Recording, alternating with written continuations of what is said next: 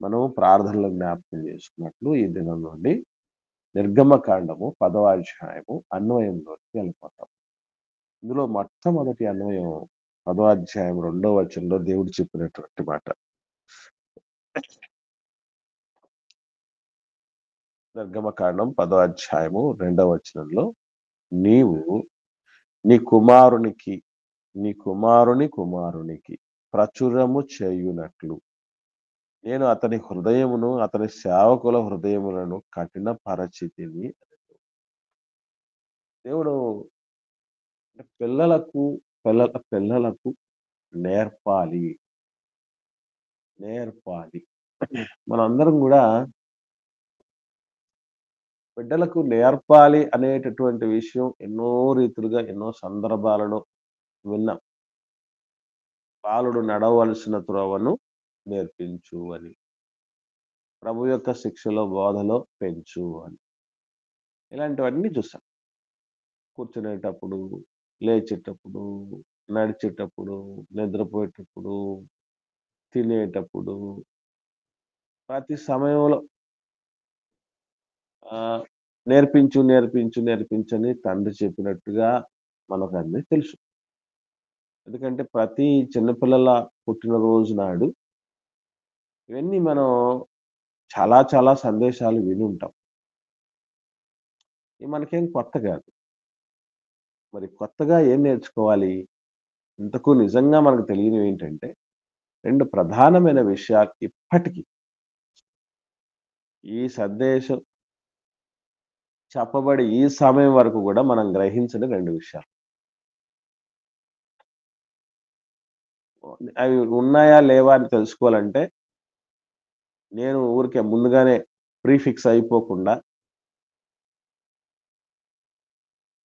నిజంగా మీలో తెలుసా తెలీదా అనేది మీ నుంచి ముందు ఫీడ్‌బ్యాక్ తీసుకున్న తర్వాత నేను ప్రొసీడ్ అవ్వాలని అనుకుంటున్నాను. మొట్టమొదటి తల్లిదండ్రులు ఈ పిల్లల పెంపకం విషయంలో ఖచ్చితంగా తెలుసుకోవాల్సిన ఒక ప్రధానమైన విషయం ఉంది. అందరూ దాన్ని గ్రహించలేదు ఇప్పటిదాకా. అదొకటి. నాతో సహా ఇప్పుడు ఈరోజు ధ్యానం చేస్తున్న సమయంలోనే నాకు దేవుడు అలా కలగజేసిన ఆలోచనలు అన్నమాట ఇవి. కాబట్టి నేను నేను గూడా ఈ 25 ఏళ్ల అనుభవం రీసెర్చ్‌లో గూడా ఇప్పటిదాకా గ్రహించని విషయం అది ఒకటి. ఇక రెండవదేంటంటే నిజంగా పిల్లల విషయంలో కూడా గ్రహించని విషయం ఒకటుంది. తల్లిదండ్రులంగారా గ్రహించని విషయం ఒకటుంది. పిల్లలకు కూడా సంబంధించి ఒక గ్రహించని విషయం ఒకటుంది. అది ఏంటి అని ఆలోచన చేస్తే ఆహ్, సరే అది మీరు నిజంగా గ్రహించలేదంటే అని తెలుసుకోవాలంటే తల్లిదండ్రులుగా మనం పిల్లల పట్ల ఆహ్, ఈ విధంగా వాళ్ళను పెంచాలనే సమయంలో శ్రేష్టమైన మెళకువలు ఇప్పటిదాకా మీరు ఏం తెలుసుకున్నారు?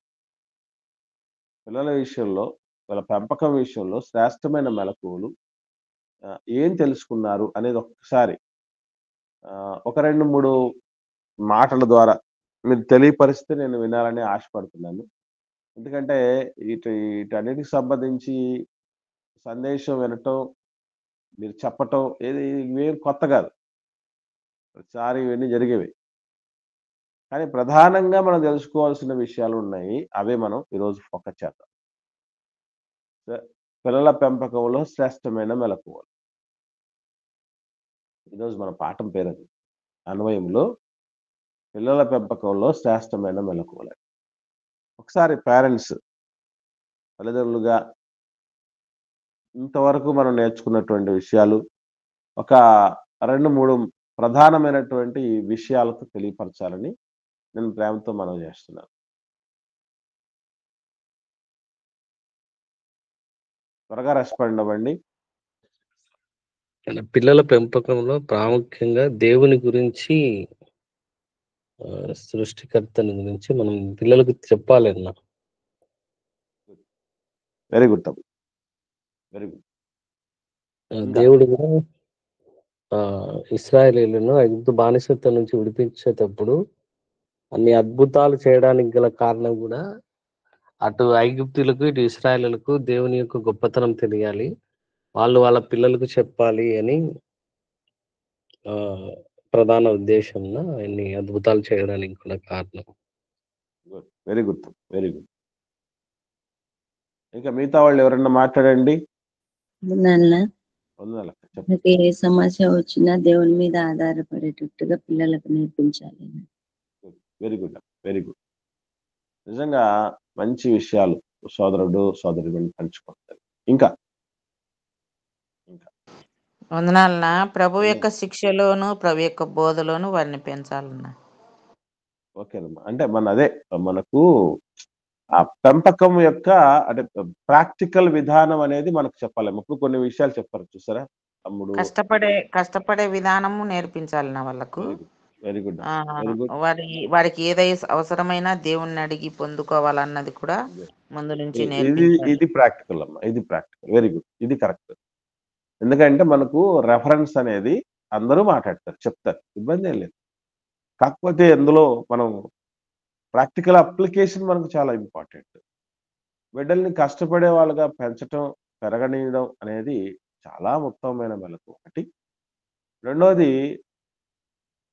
ఏ అవసరత వచ్చినా కూడా, ఏ కష్టం వచ్చినా కూడా అది దేవుడి మీద ఆధారపడే విధంగా పెంచటం వెరీ గుడ్. వెరీ గుడ్ విషయాలు ఇది. ఇంకా ఇప్పుడు వాళ్ళు ఎలా ఉన్నారంటేనా, మేము కష్టపడి పెరిగినాము, మా పిల్లలు కష్టపడకూడదు అన్న ఇదితో తల్లిదండ్రులు పిల్లల్ని ఏ కష్టం లేకుండా పెంచుతున్నారన్న. ఏదో ఒక యాక్సిడెంటల్గా ఏదైనా జరిగి తల్లిదండ్రులు లేకపోయినప్పుడు ఆ పిల్లలు దిక్కులేని వారుగా ఇదైపోయి అసలు ఏ విధంగా బ్రతకాలనో తెలియని స్థితిలో ఉంటున్నారన్న.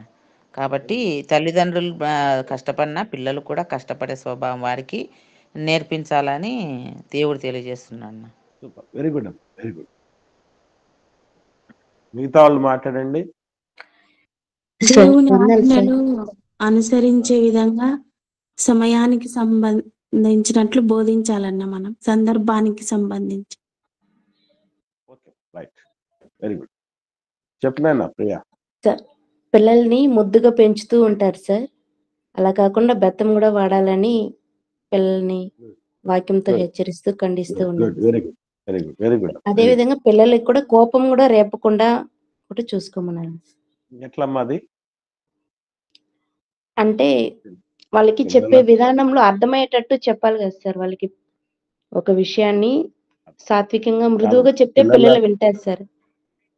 నేను చెప్తాను. పిల్లలకు కోపము రేపకుండా ఉండటం అంటే ఏంటి అర్థం? దానికి సంబంధించిన ఒక పాటే ఉంది, టోకీగా మీకు చెప్తాను, గుర్తుపెట్టుకోండి. నెక్స్ట్ టైం ఎప్పుడు కూడా కోపము రేపకుండా, మీ పిల్లలకు కోపం రేపొద్దు అని చెప్పినటువంటి మాటలను ప్రధానంగా మనం ఎలా అర్థం చేసుకోవాలి అంటే, ఎవరికైనా ఐడియా ఉందా? విన్నారా ఆ పాట ఎవరన్నా? నేను మాట్లాడింది ఆల్రెడీ యూట్యూబ్లో ఉంది. పిల్లలకు కోపము రేపు తల్లిదండ్రులు, అది టైటిల్. ఎవరైనా విన్నారండి? పోనీ ఎక్కడైనా నేను మాట్లాడిందే కాదు, ఎవరైనా మాట్లాడింది ఎవరన్నా విన్నట్టుగా కానీ, మీకు తెలిసినట్టుగా కానీ ఎవరికైనా గుర్తుందా? అంటే వాళ్ళని విసిగించకూడదున్నా. ఓకే అమ్మా. ఇంకా చెప్పి చేయకుండా ఉంటే గినా వాళ్ళకి కోపం వస్తుంది. అది వెరీ గుడ్ తమ్ముడు. సూపర్. పర్ఫెక్ట్గా మనం చెప్పాలంటే, ఎప్పుడు పిల్లలకు కోపం వస్తుంది అని అంటే, మనం చెప్తాం, మనమే చేయం. ఫర్ ఎగ్జాంపుల్, బూతులు మాట్లాడకూడదు నాయనా అని మనమే బూతులు మాట్లాడతాం. వాడికి పెద్ద కన్ఫ్యూజన్, పెద్ద కోపం వచ్చేస్తుంది. ఏంటి మా డాడీ మాట్లాడద్దు అంటాడు, బూతులు బాగా మాట్లాడతాడు, మా మమ్మీ మాట్లాడద్దు అంటుంది, మా మమ్మీ అబద్ధాలు చెప్పకూడదు అంటాం, మనమే అబద్ధాలు మాట్లాడతాం. వేషధారణ మనకు ఉండకూడదు, లోపల ఒకటి బయట ఒకటి ఉండకూడదు నాయనా అని అంటాం. మనమే ఇతరుల గురించి వాళ్ళతో మాట్లాడేటప్పుడు, ఇతరులతో మాట్లాడేటప్పుడు మంచిగా మాట్లాడతాం, వాళ్ళు లేకుండా పోయినప్పుడు చెడ్డగా మాడతాం మన పిల్లలు. ఈ కన్ఫ్యూజన్, ఈ కోపం ఖచ్చితంగా పిల్లల్లో వస్తుంది. చెప్పి చేయని తల్లిదండ్రులు పిల్లలకు కోపం రేపేవాళ్ళు, అది మర్చిపోకండి. కోపం రేపేటటువంటి తల్లిదండ్రులు ఎవరు అని అంటే వాళ్ళే.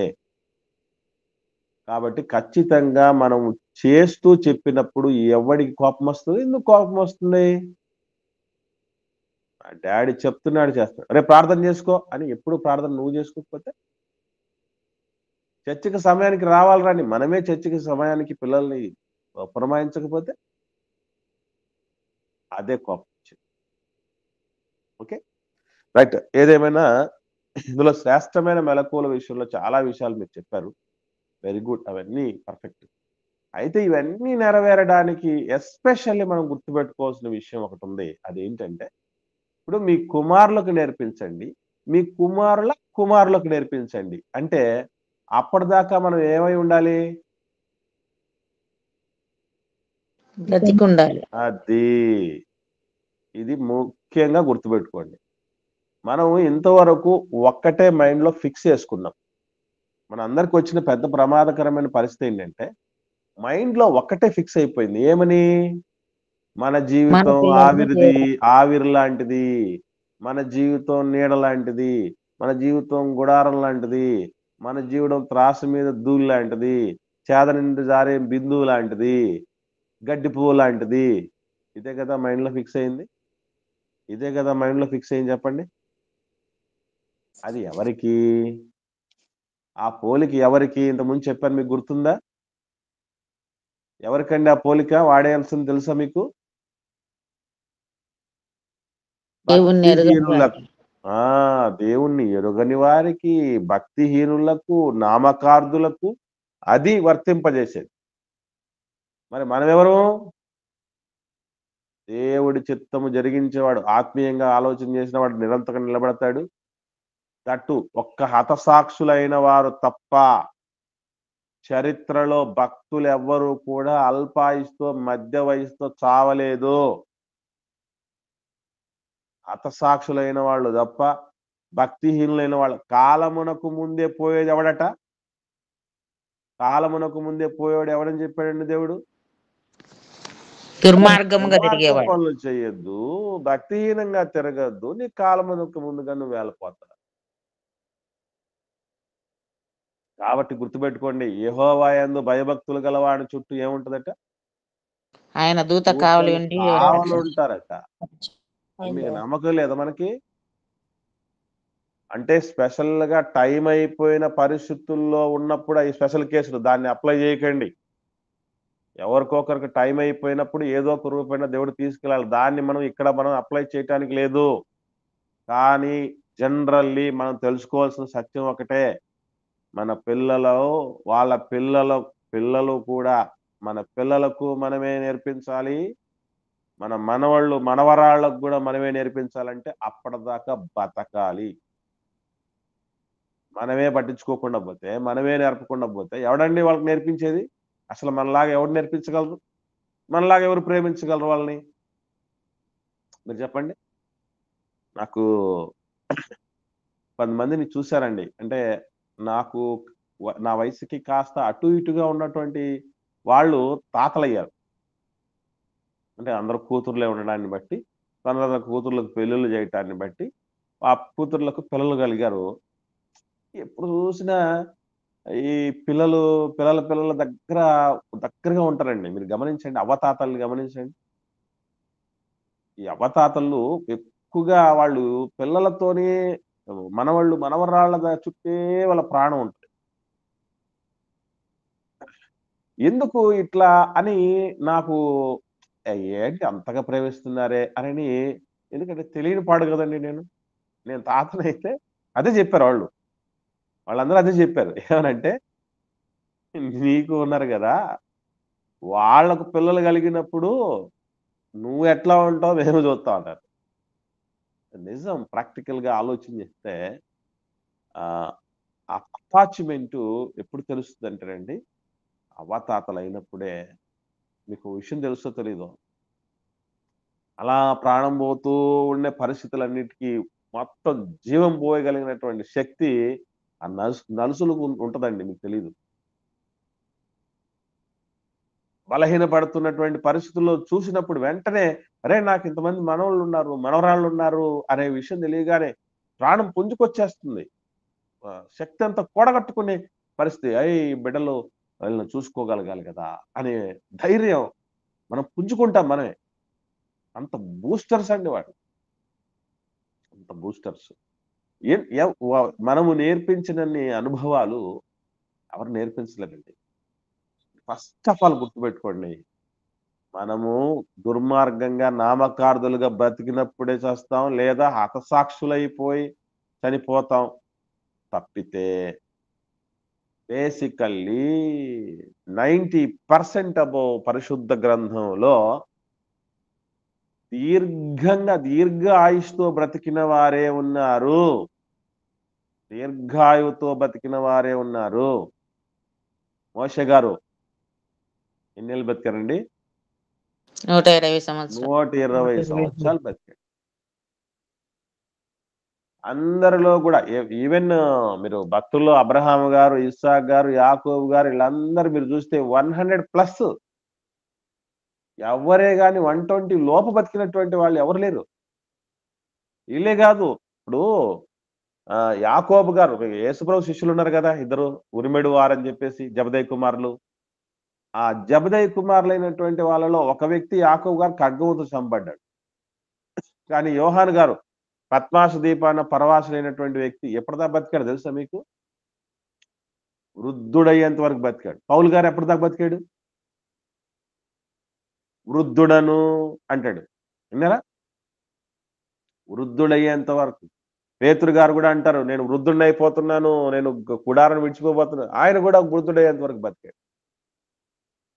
ఇలా మీరు గమనించగలిగితే వెరీ వెరీ రేర్ కేసులు. స్టెఫెన్ లాంటి వాళ్ళు, యేసు ప్రభు లాంటి వాళ్ళు, యాకోబు లాంటి వాళ్ళు కొందరే కనబడతారు. మిగతా వాళ్ళందరూ దీర్ఘాయువుతో బతికారు. మనం పోతాం, రేపు పోతాం. పోతే నీకోసం తివాసి పరిచి పరలోకం ఇస్తాడు దేవుడు. ఏం చేసుకొచ్చామని? మాట ఎత్తే పోతాం అంటే ఏంటది? తెలిసి మాట్లాడతావా, తెలియక మాట్లాడతావా? బతకాలి, బతికి పని ముగించేసేయాలి. దేవుడు మనకి ఇచ్చిన పనులలో అతి ప్రాముఖ్యమైన పని పిల్లలను పరలోక పౌరులుగా పెంచటం, వాళ్ళ పిల్లలను కూడా పెంచటం. కాబట్టి చచ్చినట్టు బతకాలి. తిండి కంట్రోల్ చేసుకోవాలి, మిగతావన్నీ అలవాట్లు, వ్యసనాలను దూరపరుచుకోవాలి, ఆరోగ్యం జాగ్రత్తగా కాపాడుకోవాలి, పిల్లల్ని పెంచాలి. ఎవరు పెంచుతారండి వాళ్ళని? ఎందుకు ఇచ్చారనుకుంటున్నారు వాళ్ళని దేవుడు? నాకు చాలాసార్లు అనిపించింది, ఎందుకు నాకు చాలా డైరెక్ట్గా అంటే శారీరకంగా చెప్తున్నా, ఆత్మీయంగా నాకు బిడ్డలు చాలా మంది ఇచ్చాడు. శారీరకంగా 2 బిడ్డల్ని మాత్రమే, అందులో 2 ఆడపిల్లలు మాత్రమే ఎందుకు ఇవ్వడం జరిగిందనంటే, నువ్వు ఫిట్ రావాలని పెంచడానికని. నీకు కూడా ఒకరికి ఒక ఆడబిడ్డ, ఒక మగ బిడ్డను, లేదా కొంతమందికి 2 మగపిల్లల్ని, లేదా 2 ఆడపిల్లల్ని, లేదా 3 పిల్లలు ఉంటే 2 ఆడపిల్లలు, ఒక మగపిల్లడు, లేదా 3 పిల్లలు ఉంటే 2 మగపిల్లలు, ఒక ఆడపిల్లల్ని, ఇట్లా ఎట్లాగైతే ఎవరినైతే ఎలా ఇస్తున్నాడు దేవుడు, మీరు మాత్రమే పెంచటానికి సూటబుల్ పర్సన్స్ అని దేవుడే సెలెక్ట్ చేసి ఇచ్చింది. మరి దాన్ని మనం తొంగలో దొక్కేస్తే, వాటినే మనం విస్మరిస్తే ఎవరండి వాళ్ళు చూసుకుంటారు? కాబట్టి ఫస్ట్ పాయింట్ గుర్తుపెట్టుకోండి, విస్మరించామా లేదా ఈ విషయాన్ని? నేను అందుకే ముందే చెప్పాను మీతో, పేరెంట్స్ అందరం విస్మరించిన విషయం ఇది. గుర్తున్నా మీకు? ఎవరన్నా అట్లా అనిపించిందండి మీకు? మనం బతకపోతే కదా, బతకపోతే ఎవరు నేర్పిస్తారు వాళ్ళకనేది ఎవరికైనా గుర్తునిందా ఇంత ముందు? మీరు చెప్పండి. లేదన్నా. మాట అది. కాబట్టి గుర్తుపెట్టుకోవాల్సిన మన ముఖ్యమైన విషయం ఏంటంటే, మనం బ్రతకాలి, మనం వెళ్ళాలి తండ్రి దగ్గరికి, మన పిల్లలు రావాలి, వాళ్ళ పిల్లలు రావాలి. అంటే మన మీద ఎన్ని బాధ్యతలు, ఎన్ని తరాల బాధ్యతలు ఉన్నాయి? 2 తరాలు. 3 తరాలమ్మా, మనతో సహా. 3 తరాల బాధ్యత. మనతో సహా 3 తరాల బాధ్యత ఉంది. నా తరమా అంటే ఎస్, 3 తరాలు మన తరమే. అర్థమైందండి? 3 తరాల వరకు మన తరమే, మన బాధ్యత అది. దేవా ఇది నా తరమా అంటే, అవును నాయనా నీ తరమే అంటాడు. అర్థమైందా? కనుక అండి దయచేసి వేరే ఆలోచనలు చేయకండి. బైబిలుకు, దైవ నిర్ణయానికి, దైవ నడిపింపుకు విరుద్ధమైనటువంటి రీతిగా ఆలోచనలు చేయొద్దు.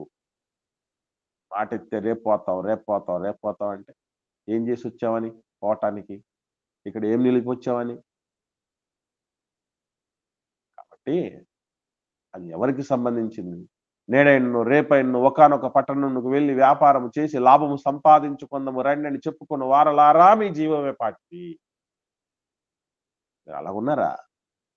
ఆవిరి ఆవిరి ఆవిరి అంటే మీ జీవము క్రీస్తుతో కూడా దేవుని యందు దాచబడి ఉన్నది. మీరు లేపబడిన వాళ్ళు, క్రీస్తుతో కూడా లేపబడినటువంటి వాళ్ళ జీవం దాచబడుతుంది. ఎవడు టచ్ చేస్తాడు వాళ్ళని?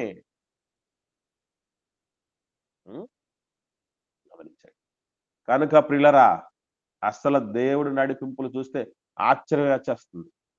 పిల్లలే లేరు అని మొత్తుకొని బాధపడ్డాడు కదా మన తండ్రి. ఎవరు? ఆదాము. అబ్రహాం గారు. అబ్రహాం గారు బాధపడ్డారు కదండి. అసలు అటువంటి అబ్రహాం గారికి 8 మంది సంతానం, 3 భార్యలు ఇచ్చాడండి. మళ్ళీ ఎప్పుడు? అయ్యో సారమ్మ ఉండగానే ఆగరమ్మ ఉంది, పిల్లలు ఇద్దరు వచ్చేసారు, 2 జనాలు వచ్చేసాడు. ఇస్రాయేళ్లకు మూల పురుషుడు వచ్చాడు, ఇస్మాయిల్లకు మూల పురుషుడు వచ్చాడు. మళ్ళీ అబ్రహాం గారు ఏం చేయడం జరిగింది? ఇంకొక ఆమెను వివాహం చేసుకొని ఆమెతో 6 మంది పిల్లలు కను. ఏంటిది? ఆ వయసులో మరలా చిగురించడం ఏంటండి జీవితం మరలా? యోబు గారి పరిస్థితి గమనించండి. 10 మంది పిల్లలు చనిపోతే అప్పటికే వృద్ధుడు. 10 మంది పిల్లలు చేతికొచ్చిన పిల్లలండి. మరలా 10 మంది పిల్లల్ని ఇచ్చాడు దేవుడు. 4వ తరాన్ని చూశాడు అని రాయబడింది. 4వ తరాన్ని చూశాడని రాయబడింది దేవుడు. ఆశ కలగాలి, ఆశ ఉండాలి మనకి. ఆశపడండి. ఇంతవరకు అట్లాంటి ఆశ లేని వాళ్ళు ఆశపడండి. ఏమని? నా బిడ్డలను నేను పెంచుకోవాలి ఉన్నతంగా. నాకంటే నేను ఎప్పుడూ ఆలోచన చేస్తుంటాను. 19 ఏళ్ళు దాటిన తర్వాత నేను దేవుడిని తెలుసుకున్నాను. నా బిడ్డలు ఆ పరిస్థితి రాకూడదు. వాళ్ళకు ఊహ తెలిసినప్పటి నుంచే నా దేవుడు గొప్పతనం వాళ్ళకి తెలియాలి. ఇంకా వాళ్ళకంటే వ్యక్తిగా నా మనవళ్ళు మనవరాళ్ళకు కూడా తెలియాలన్నటువంటి తపనతో మనం బతకాలి. దేవుడిచ్చిన ఆయుష్లో క్షణం ముందు పోయినా కూడా పని మిగిలిపోద్దండి. పని మిగిలిపోతే తక్కువ వాళ్ళు అయిపోతాం. దేవుడు పరలోకం ఇవ్వడు. కాబట్టి ముందుగా ఇది మనం గుర్తుపెట్టుకోండి. First point. ఇక రెండవ విషయం, పొడి పొడిగా అక్కడక్కడ అక్కడ టచ్ చేసినట్టుగా మీరు ఆన్సర్స్ చేశారు. కానీ చాలా బలంగా నేర్పించాల్సినటువంటి విషయం ఏంటంటే, అసలు మన జీవితంలో రియల్ సూపర్ హీరో మన దేవుడే. అక్కడ కొన్ని చోట్ల కొన్ని మాటలు రాస్తూ ఉంటారు పిల్లలు. ఏమనంటే, my dad is my hero. చూసారండి? అలా రాసి ఉంటారు, my dad is my hero అని. చూసినాము. టీ షర్ట్ల మీద అయ్యో అంటే అవే వేసుకుంటా అంటున్నా. అదేనమ్మా, my dad is my hero అని చెప్తారు. కానీ వాస్తవంగా ఏం చెప్పాలి, ఏం నేర్పించాలి, మైండ్ లో ఏం ఫిక్స్ చేయాలి అంటే, my God is my hero. My God is my hero. Yes, దేవుడు నేర్పమన్న ప్రతి చోట కూడా దేవుడి యొక్క ఉన్నతమైనటువంటి వ్యక్తిత్వం, ఆయనకున్నటువంటి శక్తి, ఆయనకున్న బాహుబలం, ఆయనకున్నటువంటి ప్రేమ, ఆయనకున్న త్యాగం, ఆయనకున్న అద్వితీయ గుణగణాలు అవే చెప్పమన్నారండి దేవుడు. చూడండి ఒకసారి కొన్ని విషయాలు చూద్దాం, మీకు క్లారిటీగా అర్థం కావటానికి, చాలా బలంగా అర్థం కావటానికి. అది ఎట్టు తిరిగి వాళ్ళు చూడాలంటే ఎట్లయినా దేవుణ్ణి చూడాలరా. ఆ దేవుణ్ణి మా డాడీ ఎప్పుడు చెప్తూ ఉంటాడు, మా మమ్మీ ఎప్పుడు చెప్తూ ఉంటుంది, మా సేవకుడు ఎప్పుడు చెప్తూ ఉంటాడు, పెద్దలందరూ మాట్లాడుతూ ఉంటారు. అరే ఆ దేవుణ్ణి చూడటానికైనా పరలోకం, ఎట్లుంటాడో చూడాలి, దేవుణ్ణి చూడడానికైనా వెళ్ళాలి పరలోకం. ఆ తపన పిల్లల్లో కల్పించాలి. ఒకసారి చూడండి ద్వితీయోపదేశకాండలో మొత్తం ఎక్కడ చెప్పింది ఏమమ్మా? హెడ్డింగ్ ఏందినా మీరు చెప్పింది? ఏంటమ్మా హెడ్డింగ్ అమ్మా? ఆ, పిల్లల పెంపకంలో శ్రేష్టమైన మెలకువలమ్మా. పిల్లల పెంపకంలో శ్రేష్టమైన మెలకువలు. రైట్. ద్వితీయోపదేశ కాండం చూద్దాం. బేసికల్లీ ద్వితీయోపదేశ కాండం అని చెప్పగానే మామూలుగా మీకు అందరికి ఏం గుర్తొస్తుంది? పిల్లల ఆరో పెంపకం అధ్యాయం. ద్వితీయోపదేశ కాండం కానీ ఆరో 6వ అధ్యాయం. అధ్యాయం. ఏమండి? అసలు 6వ అధ్యాయం ఒకటే కాదు, చాలా చోట్ల 6వ అధ్యాయంలో కాకుండా ద్వితీయోపదేశ కాండంలో మిగిలిన చాలా చోట్ల కూడా చాలా విషయాలు ఉన్నాయి. అవే మనం నేర్చుకుందాం. 4వ అధ్యాయం, ద్వితీయోపదేశ కాండం 4వ అధ్యాయం 9వ వచనం చూడండి.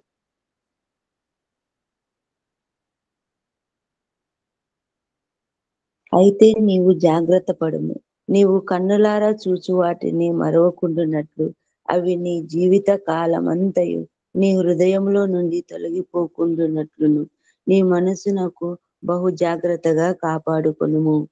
నీ కుమారుల కుమారులకును వాటిని నేర్పి నీవు చాలక్క దేవుడు చెప్తున్నాడు. ఎక్కడ జాగ్రత్త చెప్తున్నాడు అండి? ఎక్కడ జాగ్రత్త చెప్తున్నాడు? నీ కుమారులకును దానికంటే ముందు కన్నులారా చూచిన వాటిని మరవద్దు. అవి నీ మనసులో పెట్టుకో. ఎందుకు మనసులో పెట్టుకోవాలి? మనసులో ఉన్న వాటిని పిల్లలకు నేర్పగలము. మనం ఆ వాల్ టెక్స్ట్ల మీద పెట్టి వదిలేస్తాం, నోట్స్ రాసేసి వదిలేస్తాం, చదివి వదిలేస్తాం, విని వదిలేస్తాం. అలాంటివి కాదు మనం నేర్పించేవి. ఎప్పుడైతే మనసును ముద్రించబడతాయో అవి నేర్పుతాం పిల్లలకి.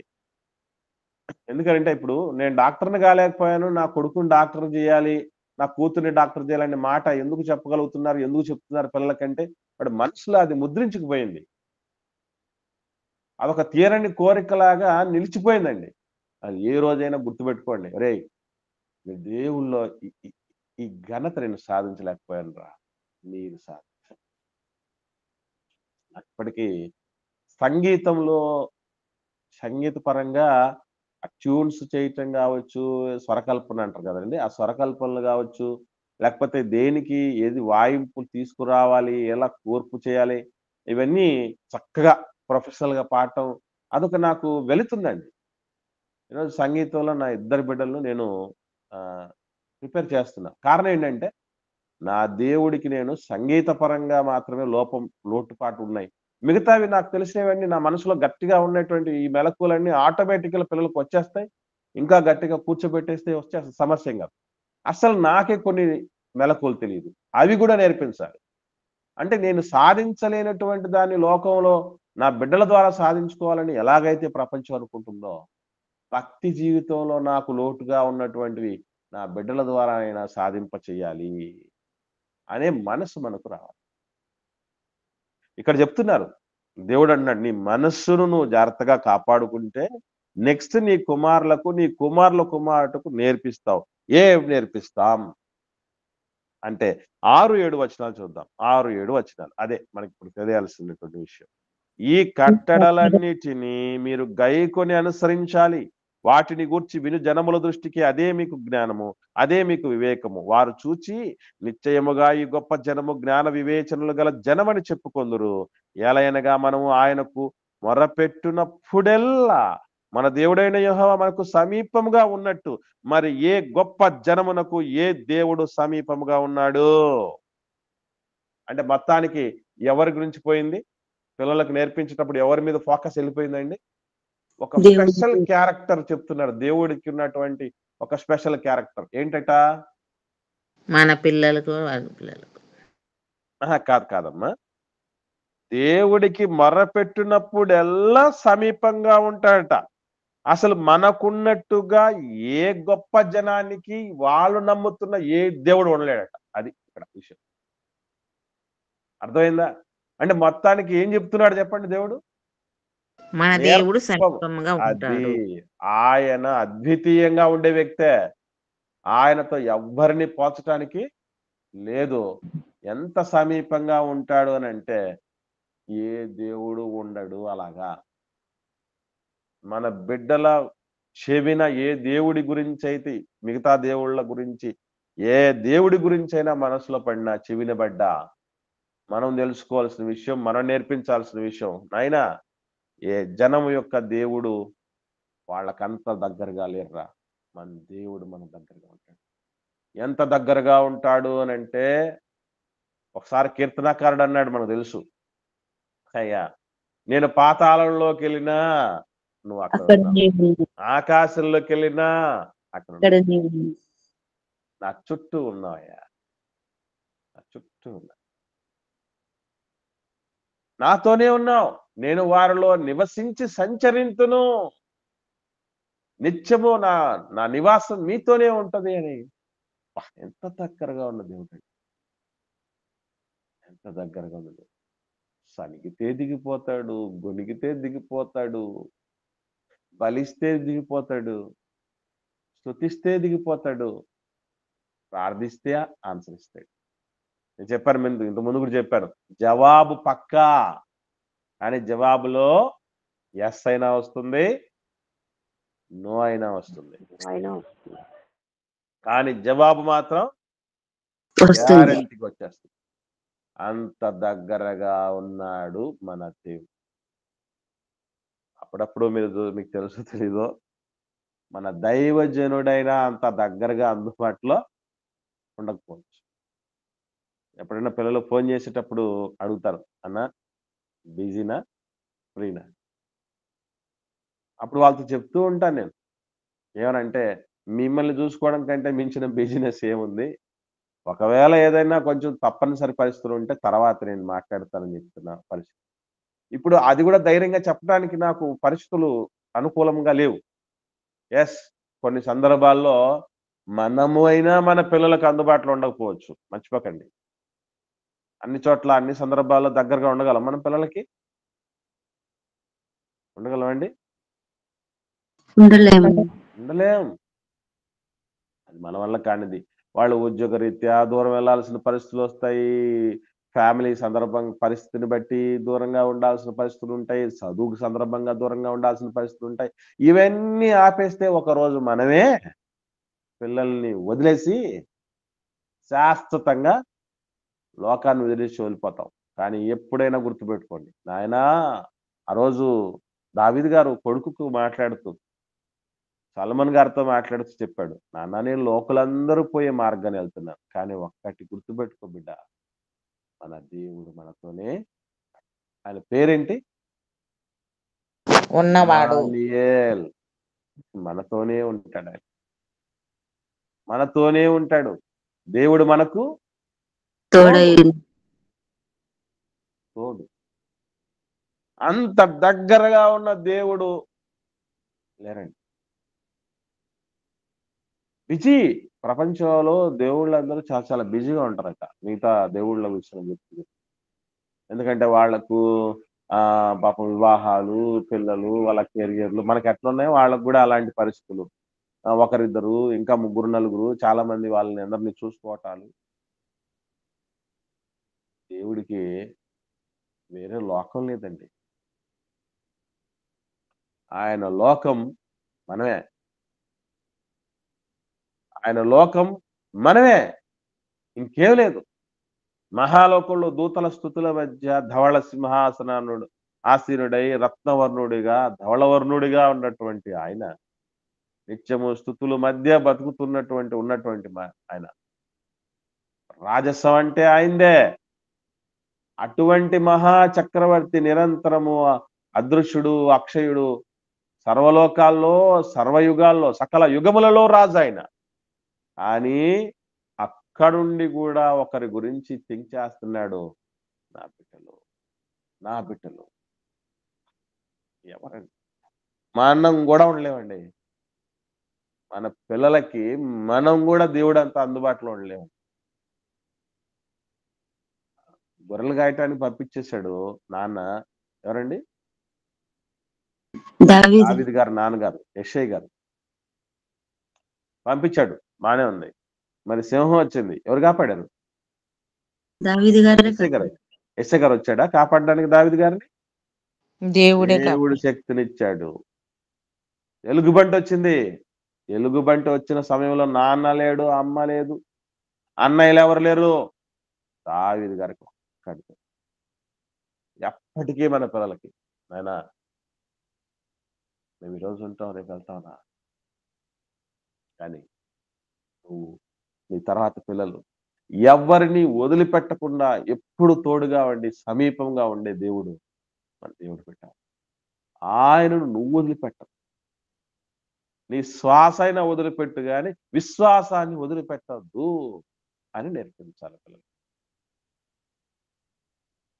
అది అప్పుడు చిన్నప్పటి నుంచే నేర్పించాల్సినటువంటి విధానం. నెక్స్ట్ మనం చూడగలిగితే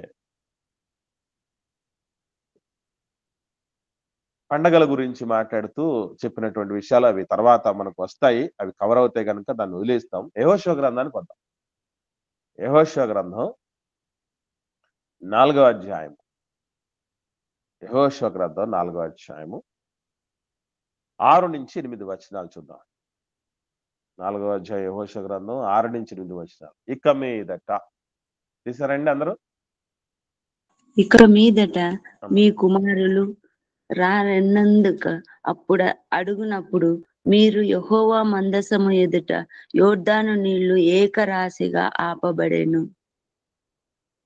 అది చూడండి, అక్కడ నేను చదువుతాను అక్క. మీ కుమారులు అడుగుతారు, ఏమని అడుగుతారట? ఈ రాళ్ళు ఎందుకు అని అడుగుతారట. అప్పుడు మీరు యెహోవా మందసమును ఎదుట యోర్దాను నీళ్లు ఏకరాశిగా ఆపబడ్డాయి, అది యోర్దాను దాటుచుండగా యోర్దాను నీళ్లు ఆపబడిన గనక ఈ రాళ్ళు చిరకాలము వరకు ఇశ్రాయేళ్లకు జ్ఞాపకార్థముగా ఉన్నని వారితో చెప్పవలను, అవి మీకు ఆనవాళ్ళయుండును. దేవుడి మందసాన్ని పట్టుకుపోతూ ఉంటేనే యోర్దాన్ నది నీళ్ళు ఏమయ్యాయి? అయిపోయాయండి. ఇప్పుడు ఒకరోజు పితరులు ఇదే మిరాకిల్, నీళ్ళకు సంబంధించిన మిరాకిల్ చూశారు. ఏమిటది? ఎర్ర సముద్రం పాయలు చేయబడ్డం.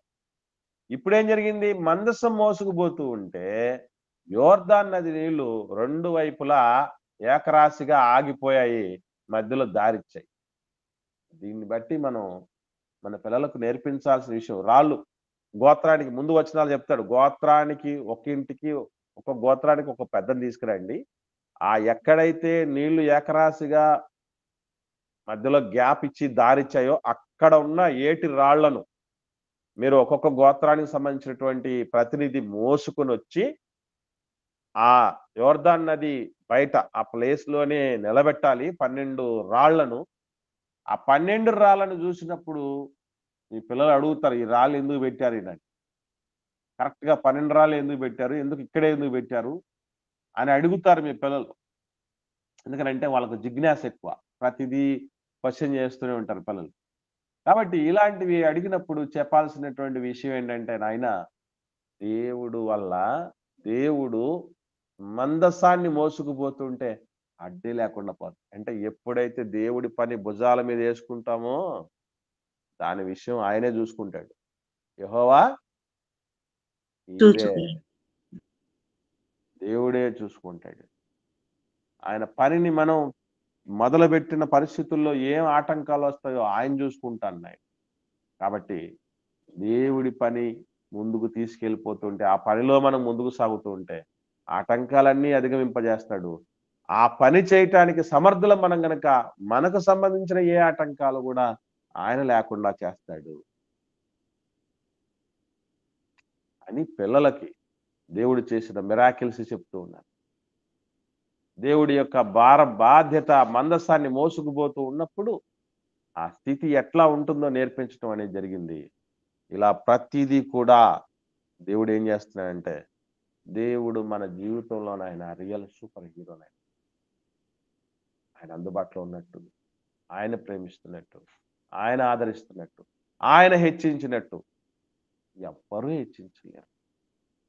మన బిడ్డల గురించి మనం చెప్పుకున్నాం అనుకోండి, ఒకవేళ ఏమంటారండి? లోకం ఏమంటది? మన బిడ్డల గురించి మనమే గొప్పగా చెప్పామనుకోండి, ఏమంటారండి లోకం? గొప్పలు చెప్పుకుంటున్నారు. గొప్పలు చెప్పుకుంటున్నారు. డబ్బా కొట్టుకుంటున్నారు. అయినా కాకిపిల్ల కాకి కాకి ముద్దు కదా అని చెప్తారు. కానీ అదే దేవుడు హెచ్చిస్తే ఇట్లాంటి మాటలు ఎవరు చెప్పరు. అలాంటి అడ్డు మాటలు ఎవ్వరు మాట్లాడరు. అది దేవుడి హెచ్చింపు. అందుకే తగిన సమయమందు ఆయన మనల్ని హెచ్చించాలి. ఆయన దేవుడు హెచ్చిస్తాడు. నువ్వు ప్రాకులాడుతున్నావు. నా కుమార్తె, నా కుమారుడా, నువ్వు ప్రాకులాడొద్దు. దీన మనస్కులై దేవుడి సన్నిధిలో ఆయన రెక్కల కింద ఉంటే మనకి స్వస్థత ఉంటుంది, హెచ్చింపు ఉంటుంది. 2 గాయం మాన్పుతాం, గాయాన్ని అధిగమించినటువంటి అభివృద్ధిని మనం చూస్తాం. అది నేర్పించాలి. అందుకే ఆఖరిగా కొన్ని విషయాలు మనం చూసుకొని ముగించుకుందాం. ఈరోజు తండ్రులందరినీ దేవుడు ఒక మాటకి పురమాయిస్తున్నాడు, పురుకొల్పుతున్నాడు. 32వ అధ్యాయం ద్వితీయోపదేశకాండం 32వ అధ్యాయం ద్వితీయోపదేశకాండం 7వ వచనం చూద్దాం. 7వ వచనం.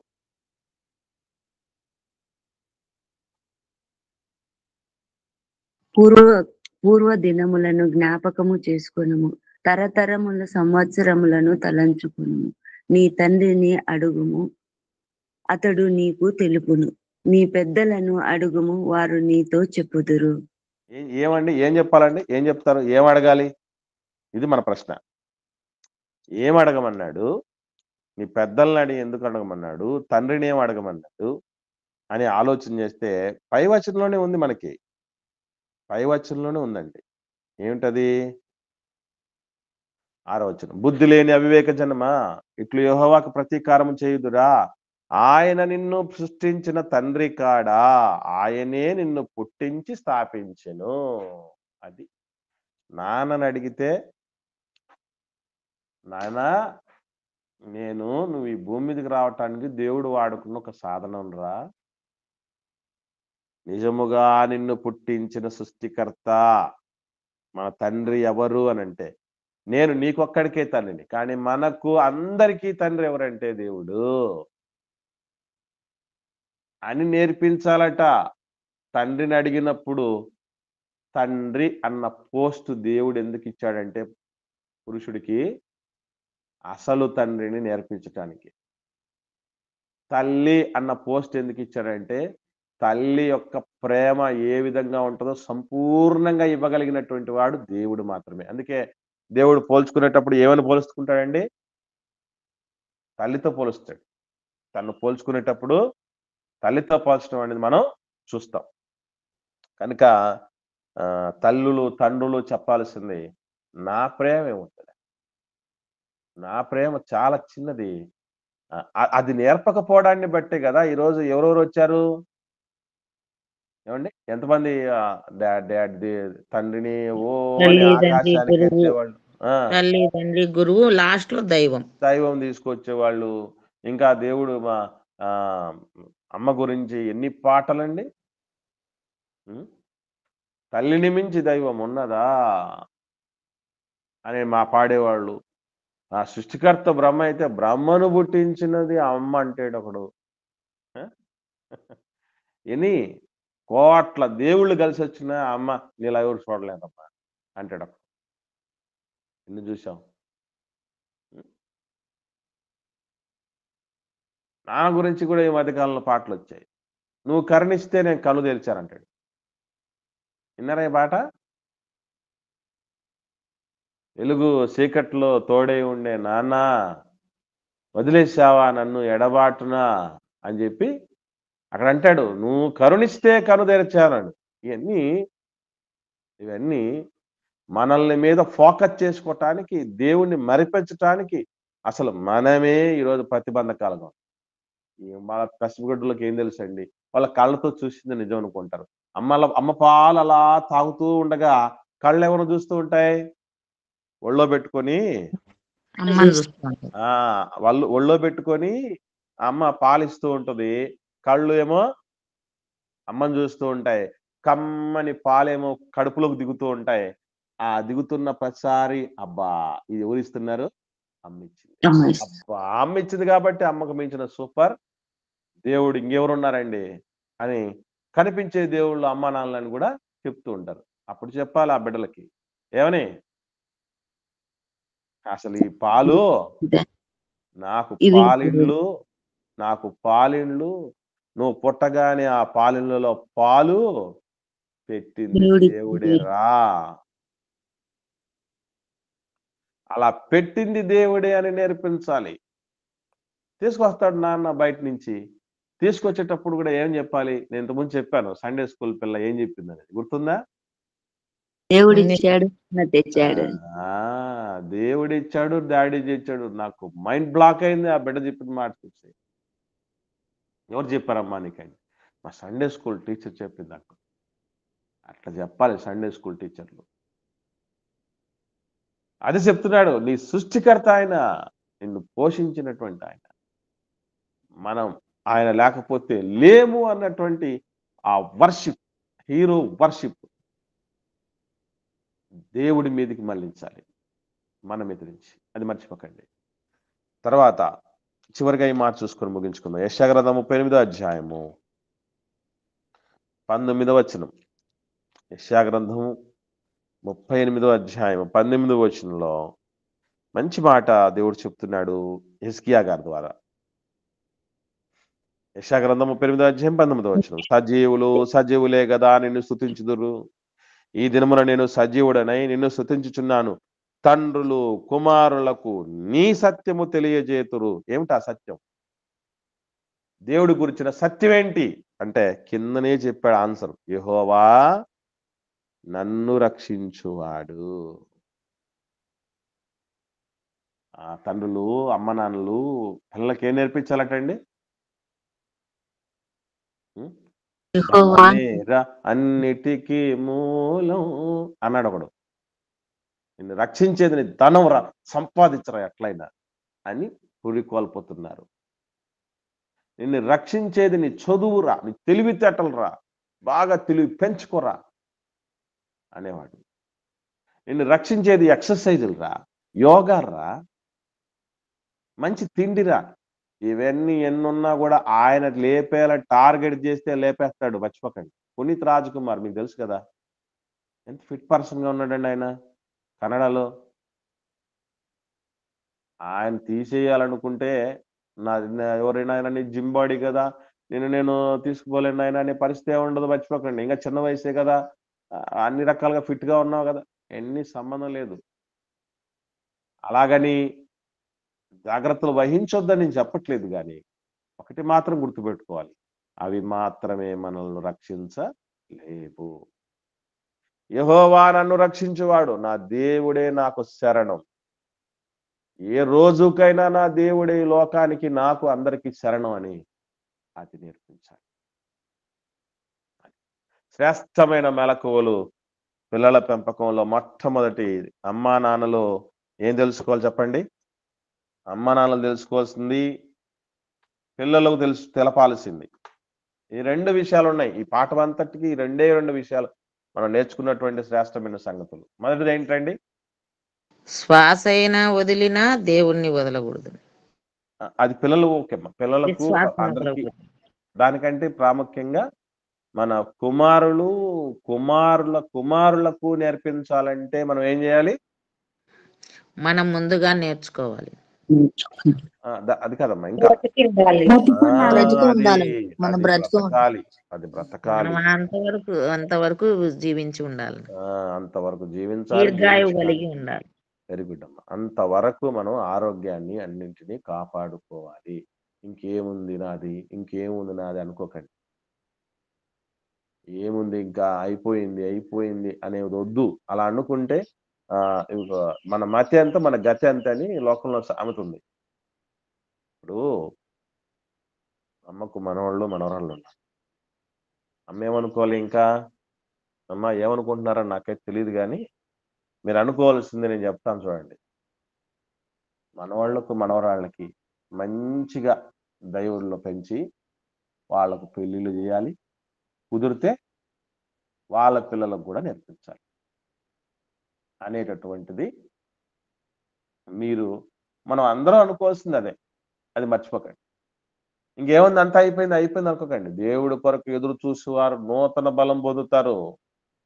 ఇంతకుముందు చెప్పాను, మోషే గారు ఎన్నేళ్ళు బతారు అనుకున్నాడు? అధిక బలం ఉన్న 80 ఏళ్ళు అనుకున్నాడు. 10 సంవత్సరములు. కానీ దేవుడు 80 తర్వాత నడిపించాడు 40 ఏళ్ళు. మరలా ఎంత శక్తి అనుకుంటున్నారు?